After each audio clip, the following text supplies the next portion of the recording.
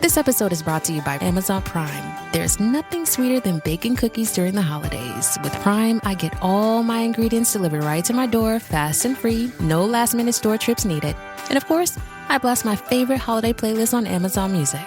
It's the ultimate soundtrack for creating unforgettable memories. From streaming to shopping, it's on Prime. Visit Amazon.com/Prime to get more out of whatever you're into. This episode is brought to you by AWS. Amazon Q Business is the generative AI assistant that can securely understand your business data, summarize results, and streamline tasks. Learn what Amazon Q Business can do for you at AWS.com/learn more.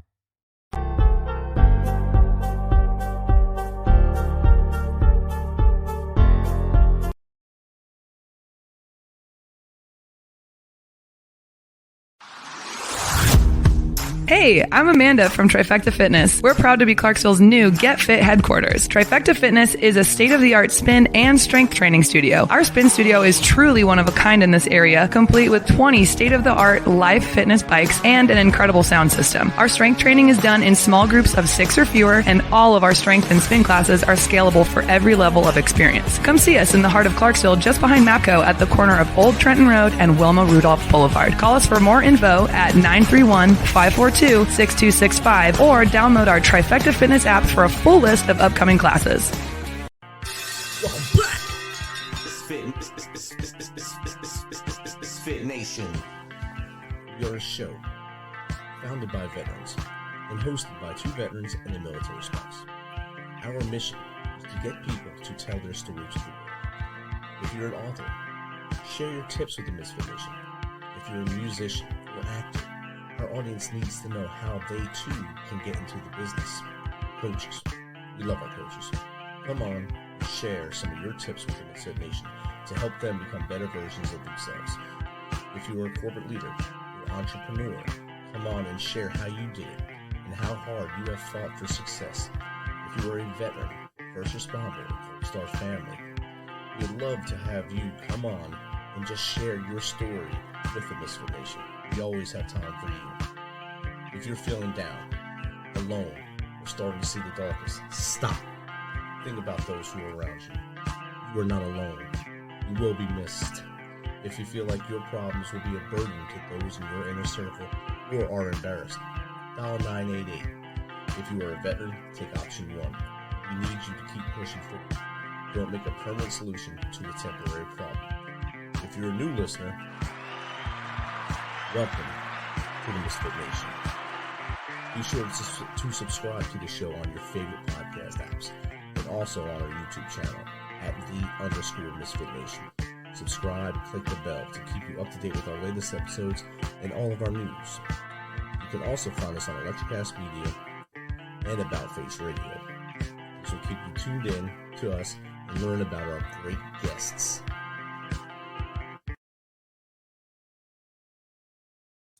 Our next guest is the president of one of the leading carbon capture coatings companies in the world, a climate technology advisor to several environmental NGOs, technology accelerators and Washington, D.C. based embassies, and a co-founder of Team Leachin, a leading competitor in the X Prize for carbon removal, sponsored by the Musk Foundation. So without further ado, let's welcome Beth McDaniel to the Misfit Nation Show. Welcome, Beth. Hi, thanks for having me, Rich.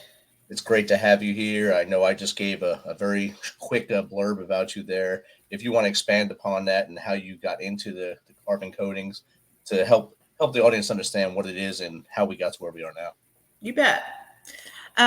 First, I'll correct a little bit a nuance of something that you said. You said that we're the leading carbon capture coatings company. We are the only one that I know of.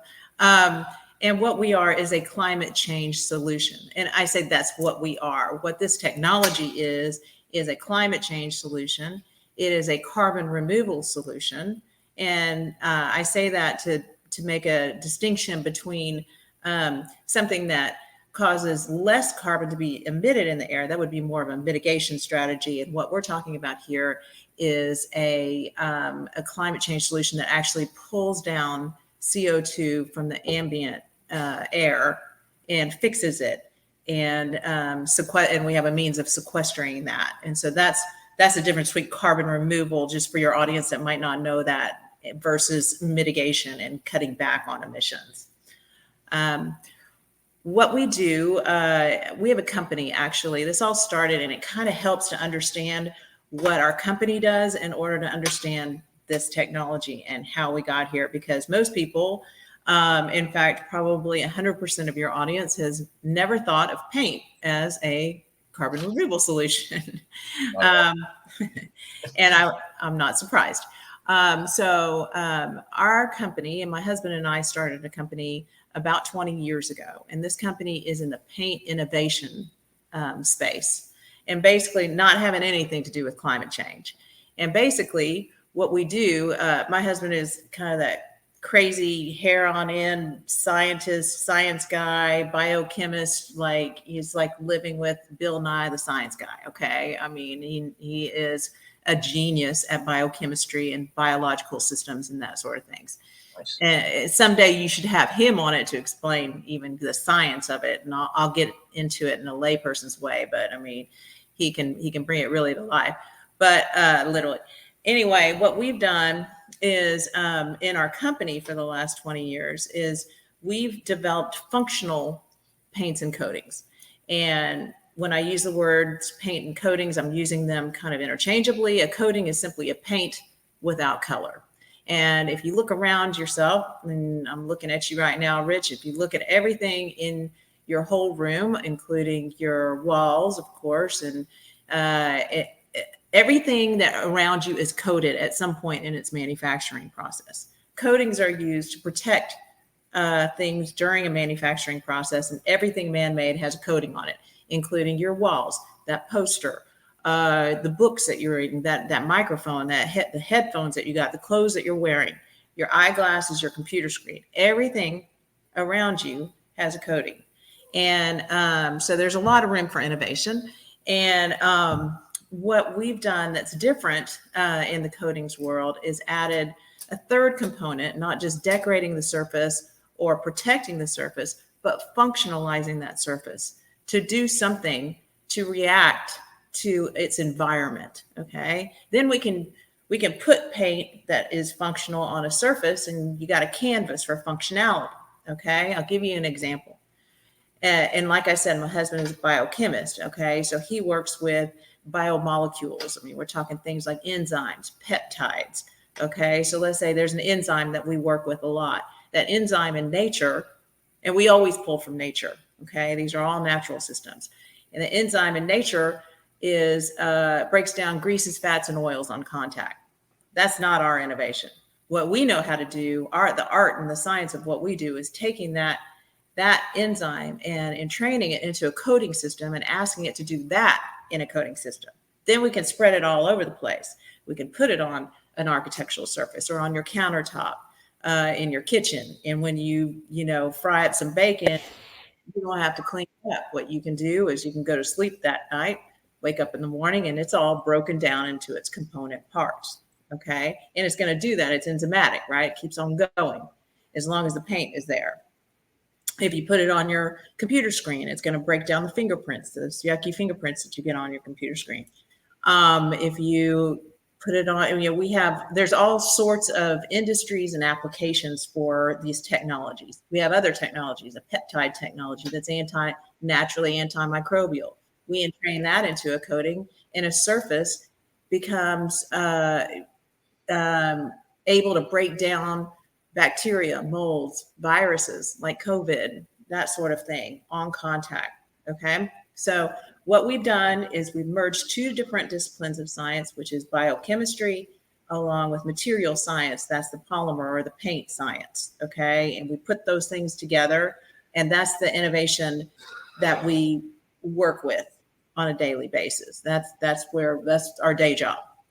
But in about 2018, a report came out by the UN's International Panel on Climate Change, the IPCC, which is kind of the foremost authority on climate change. This committee is comprised of like 3,500 leading scientists nationwide, and they do these reports regularly on climate change. Well, In 2018, a really damning report about climate change came out, and it blew us away. It was the first time we really realized, oh my God, we are confronting an existential crisis.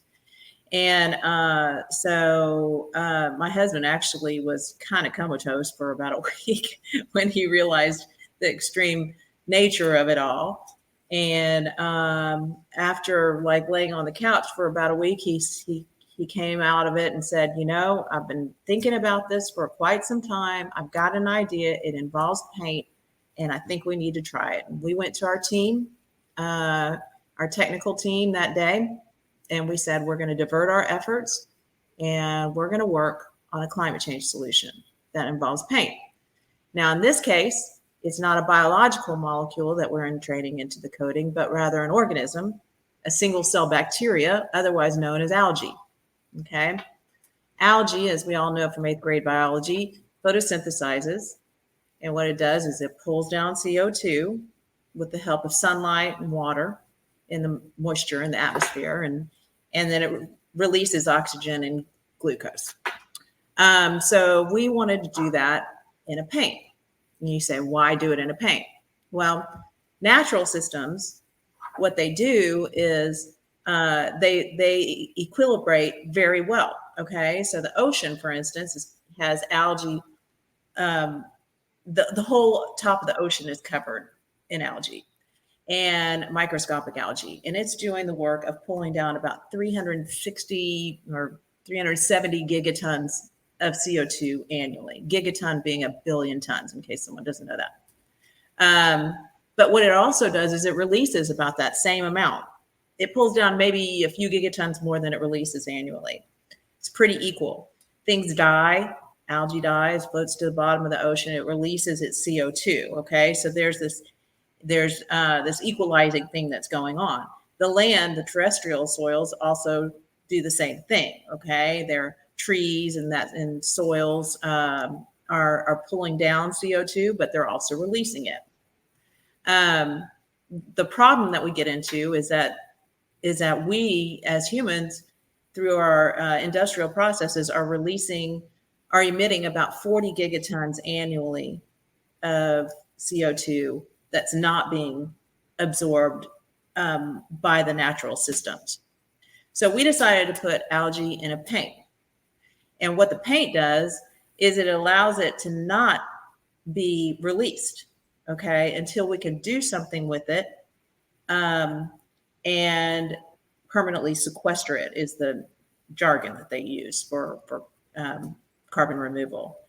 Also, it's such a huge problem, okay? Billions of tons is a bigger problem than people normally think of, okay? And for instance, a billion days ago, Rich, was 700 years before Christ was born, okay? That was a million days. Sorry, a million days was 700 years before Christ was born. A billion days ago, 2,740,000 years ago, okay? I mean, Homo sapiens only came into existence in like 200,000 years ago. So we're talking about billions of something is a lot. And so natural systems as a climate change solution have a problem, because if you wanted to plant trees, for instance, to take care of that 40 gigatons, then you would cover the whole domestic United States in trees. Okay, there's no farmland. Okay, we got a problem with that, right? I mean, everyone would be displaced. And so I'm getting back to why paint is advantageous. Paint, as we know it, is very thin. It's lightweight and it adheres well to surfaces. So we can go vertical. And we think that's a very important aspect of this technology, is the ability to go vertical. But you see paint on the highest skyscrapers, right? And so we can put paint up, and we're not putting this on. I want to divert your audience away from that. This is not we're not going to put this on the outside of buildings. It's not the highest and best use. We could, but it's not the highest and best use. What we need to do is create facilities filled densely with painted surfaces that are doing the work of photosynthesis. And so that's what you need to imagine. This is like think of facilities, but in those facilities, we can go vertical. We don't have to go just lateral because of the nature of paint. So I will pause there and give you an opportunity. That was a lot. The one question I have is, was the paint on the outside or inside? Coatings, familiar with coatings in the military. We use chemical resistant coatings on all of our vehicles to keep chemical agents from permeating through the vehicle skins. So that part of coatings I understand. I'll talk to you about military coatings later too. We got one of those, but that's for a different day. That's something we all kind of, a lot of the audience will know about caulk paint and stuff like that, because that's something you have to. We have an alternative to caulk. Okay, awesome. And that's something we knew. And being in the military, my job was chemical and biological warfare. So I kind of know a lot of the words you were saying. So my audience might understand some bit too. I don't know. But can I say one thing about that, just because hardly anyone ever brings that up? But yes, the genesis of our company was actually based on a military product that replaces caulk. And what it is it's a paint that upon contact will decontaminate organophosphorus nerve weapons. Nice. And okay, caulk makes it easier to clean off. Right. This works to actually break it down. Within 24 hours of contamination, you could eat off of that surface. I'll show you something interesting. I wouldn't suggest eating off any surface of a military vehicle, but it's I take your word for that one. And that's awesome. I think everything you're doing is pretty cool to me, to see where we've come and where we were and where we're going, to try to protect things now, and understanding that we need to protect things in order to make next generations have a place to live, really. Yeah. So, yeah. We got to do this for our kids, for our grandparents, for our grandkids. I mean, this is going to take place in our lifetime. This climate change, we could pass up. So the UN speaks of a point of no return. And that's when we exceed 1.5 degrees Celsius over pre-industrial levels. We're at about, 1.1, 1.2. And it's also kind of mushy. We're not exactly sure, on this day it's going to go over, right? I mean, we're pushing it, okay, with emissions. Once that happens, certain things are irreversible. And then we're trending towards going way higher than that. Some estimates are as high as like 4 degrees over, in which case, I mean, we're talking about a world really that in most parts of it will not be inhabitable. So, Rich, we're the adults in the room. This happened on our clock. And I never thought, I've always, considered myself a kid, and I'm not anymore, and we've got to do something, and we got to do it quick. I know I'm not a kid when my kid's 26 now, and asks me questions, and she helps me with my social media. So I know I'm not a kid anymore. So it's easy to point that out, but yes, I understand. She understands it very well. She's a lot smarter at this stuff than I am. And she'll sit down and have long conversations about climate and all this stuff. Mm-hmm. Same. Yeah. Our kids, we got teenagers. Yeah. It's pretty cool that she can sit and talk about it. And I try to understand the point she's coming from, and bring some other sides from my experience around the world as well. And so we have good conversations whenever we go to lunch and stuff. I bet. So where do you see this, I guess, being implemented in a large scale in the future? How long? Yeah, that's a good question. Okay, so like I told you before, think of it as in terms of facilities. Okay, these would be facilities. Now this technology is actually it's kind of flexible. Okay, so it's flexible in that I said it's a direct air capture system. Okay, it definitely can be that, and that's what we've done. What's called an LCA, a life cycle analysis. That's done by an independent third party that comes in and evaluates how much CO2 is being used up in your whole system. They put boundaries around it, and then they count all of your carbon. And we've done that. We've had that done on this technology, as well as a techno-economic analysis, which is how much does you end up with, how much does your technology cost per ton, a dollar figure. But this technology in that way is a direct air capture system. But it could also be next to an industrial process, and we're certainly talking to emitters right now. There are certain, industries that are becoming very concerned, of course, with their emissions, and their shareholders are coming down on them. They're like, we're not going to take this anymore. You've got to clean up your mess. And so this could actually, like, for the CO2 that's being emitted in an industrial process, we could pipe that into our system, because guess what? Algae loves CO2. Okay. So the more CO2, the better our system works, the faster it works. And so we're anticipating that the system would be used in a variety of ways. One of them would be a mitigation strategy. Okay. You're lowering the amount of net emissions that are coming out of an industrial facility. So it could be used, and that's probably the first place it will be used, because we're getting so much action on that right now. But also it could be, okay, and it might help for your listeners to describe what we're talking about. So we're talking about the way that we envision, or the way that we have designed this, and it's not just a vision. We have modules. Okay, so this is a modular system. So imagine a 1 meter cubed. Have you ever heard of an IBC? You probably know these. They're just shipping containers. Okay, they're a meter cubed. You've seen them before. They're at all shipping ports and stuff like that. But imagine within it, there's 40 meters squared worth of surface area.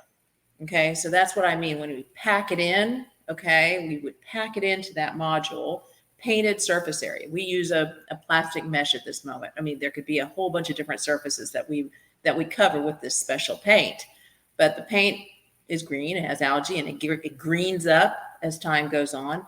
Biomass is accumulating that whole time, and then we take that biomass eventually at the right time, and we would harvest that. And what we do with it is called biochar. It's a pyrolysis process in which we would you burn it without oxygen, and it ends up creating something like a charcoal briquette, okay, that contains that CO2, and it keeps it there in a durably sequestered way, which means in the climate change world means 100 years or longer. Okay, it's not going to re-emit, and biochar is probably going to be a lot longer than 100 years. That biochar is also a valuable soil amendment to make soils, and it helps them capture more moisture from the atmosphere, so it helps soils, and they become a better sink. So it's a pretty good process. I just wanted to point that out. And you can imagine just stacking modules, either spreading them out. It doesn't even take good land. You could put it in wasteland if you had it, or a parking lot, okay, on the top of a building, or in your backyard, okay. And that's another way that we see of implementing it, because I think people really want to become involved in a solution. Well, this could be something eventually, like people put solar panels on their house, or they compost their food, and the city is involved in coming and picking it up later. And maybe what you have is you have a system of 20 modules in your backyard to help capture your carbon footprint. And then the city is involved in, switching out the painted sheets and whatever. That's something that we envision. It's not obviously gotten to that point, but so we can see it on a individual scale to an industrial scale. And then the most important thing really is to be able to scale up to a gigaton, because unless the technology can get to the gigaton level, unfortunately, it's not really doing any good. Okay. I mean, I'm not coming down on Microsoft too hard, but I heard recently, it was actually a year or two ago, Microsoft was bragging about buying 1,200 tons of CO2 or offsets for 12. And I was like, build a shelter then, because that your money will be better spent doing that, because you didn't do nothing if you're Microsoft and you're buying 1,200 tons. Okay. That is doing zero for the problem. And when we're talking about 40 gigatons. And so the important thing is scale up to the gigaton level. And we envisioned a different embodiment for our technology, for the paint technology, and utilizing ocean surface area that would allow us to scale up to a gigaton level. And that's how we plan to do that.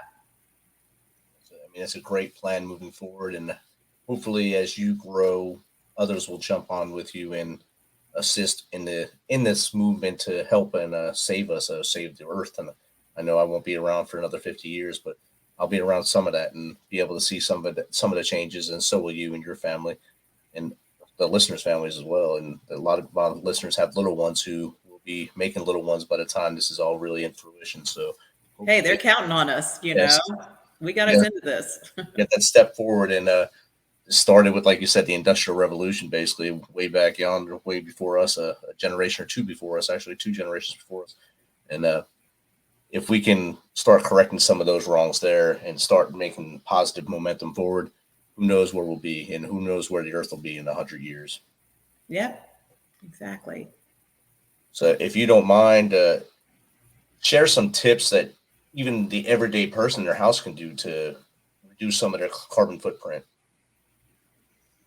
Well, I might be a little jaded. Okay. I haven't read a novel since 2018. All I read about is climate change. All I ever study and research is climate change. Okay. So I'm going to be real with you. It helps to not hurt anymore. So it helps to drive your electric car. I drive an electric car. Unfortunately, all of us driving an electric car and the cars in the whole world wouldn't change the situation. Okay. In a meaningful way. And what I'm talking about, again, is gigatons. What we have, I think a lot of people think there's a lot of talk about climate change and companies doing stuff, and that's good. But even if emissions went down by 50%, we still got 20 gigatons annually going in the air. Okay. So we need these carbon removal solutions to be implemented.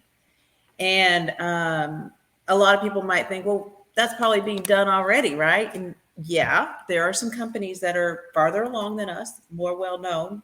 Maybe one of them, for instance, if you look up the best carbon or the farthest carbon removal solution, the one that's farthest along is probably a company called Climeworks. Maybe you've heard of this, and they've built some plants, and they're doing good work. Okay, and I consider them colleagues, not competitors. There's plenty of space for everyone. So I'm not trying to dog anyone here. I'm just saying they're only pulling down 4,000 tons, and they're the leader in the carbon removal solution business. And they're only at 4,000 tons. They're aiming for 40,000. But again, we need a lot more. Okay. So you ask, what can someone do? And I used to do this with high schoolers and middle schoolers also, because I'm a lawyer too. And I love to hold people accountable, is call your lawmaker, go visit with your lawmaker, talk about the importance of carbon removal solutions.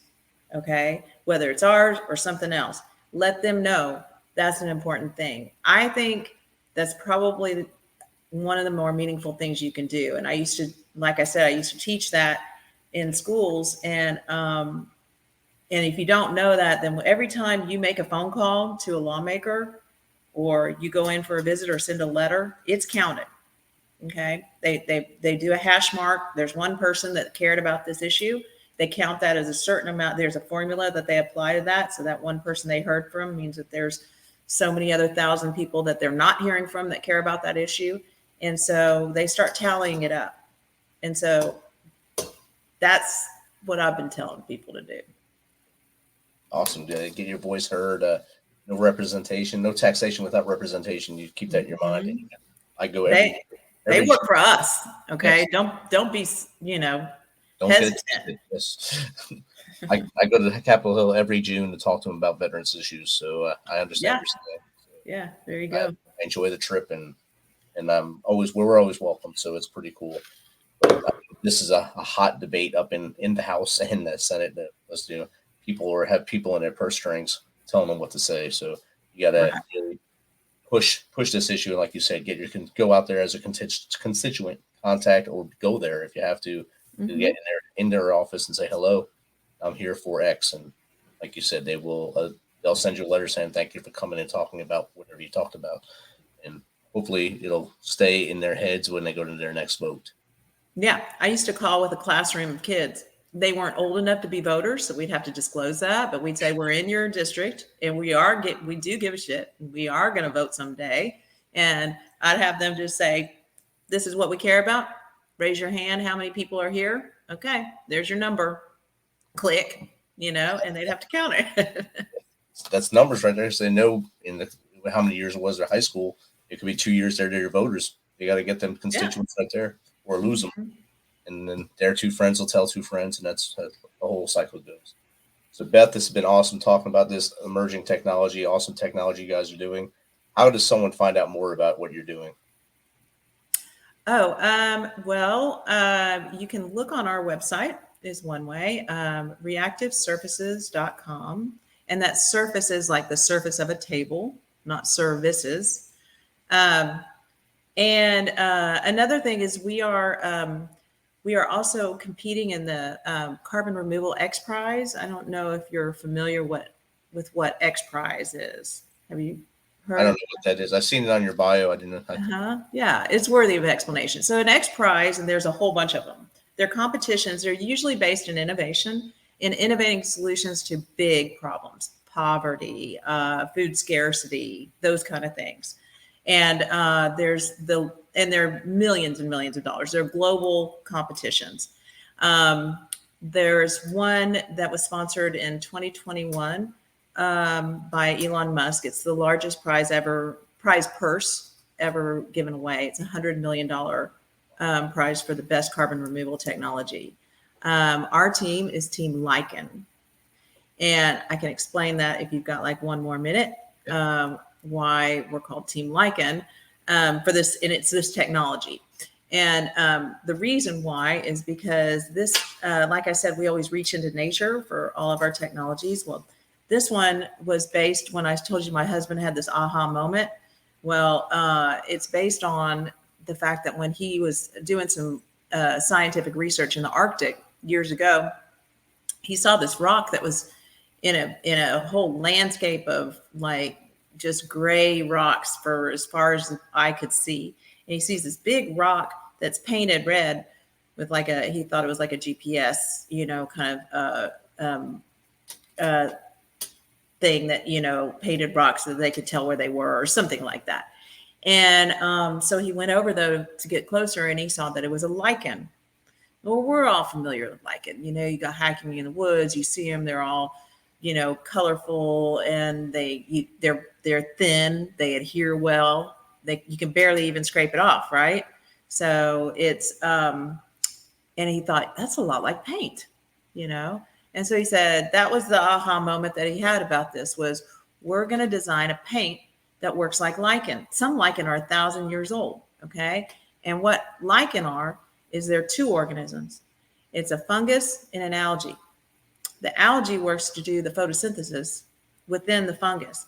And the fungus allows the algae to have what it needs, the nutrients that it needs, the gas exchange, the sunlight, but not too much UV, humidity and moisture, but not too much. And they work very symbiotically like that, very happily together.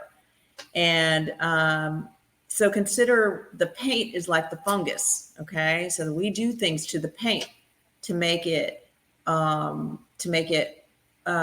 grab moisture from the atmosphere, but eliminate UV because that'll destroy it. Things like that we do all the time with paint because we know about paint innovation. And so this paint is based on lichen, and that's the name of our team in the X Prize is called Team Lichen. Awesome. When's the results of that going to come out? Or how long is it? It'll come out on Earth Day 2025. And what has to be done is you have to prove that 1,000 tons of CO2 have been captured and sequestered. So you have to actually do it. It's not, hey, we've got this idea, you have to actually do it. So that's what we're in the process of doing. Outstanding. So it's not a PowerPoint presentation, it's an actual event. Yeah. Show us the money kind of thing. Show me the money and give me the money for the prize. Awesome. Mm-hmm. Beth, again, thank you for taking some of your time to hang out with the Misfit Nation tonight. And I look forward to seeing where this goes in the future. Thanks. I really appreciate your time, and I appreciate your audience listening. Thank you. Have a good night. All right, you too. Thanks for checking us out and being a part of the Misfit Nation. Don't forget to visit our website at themisfitnation.com. It's themisfitnation.com to catch up on all of our episodes and also to get some of that great Misfit Nation gear. As always, be humble, stay hungry, and keep hustling because we are